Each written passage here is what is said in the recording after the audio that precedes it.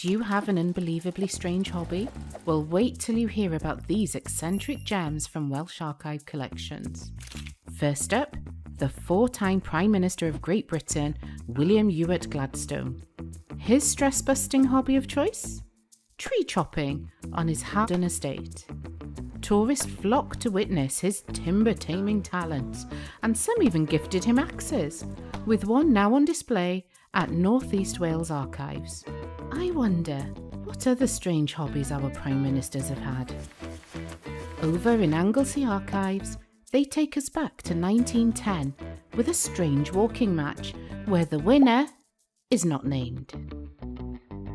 And here's a comical sweet display outside Beehive at Showrodins in Llangefni in 1896.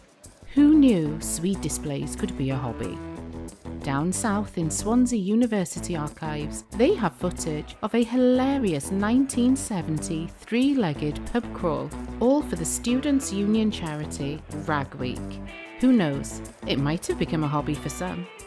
Other strange hobbies from the past have included riding penny farthings like this unknown criminal in the collections at North East Wales Archives. What was he doing with a penny farthing? Surely it can't have been his getaway vehicle. Swimming has always been a popular hobby too. But could you imagine swimming in a woolly swimsuit like these ladies? What other strange hobbies could you uncover from history at your local archive service? Grab your magnifying glass and join the hunt for history's quirkiest pastimes.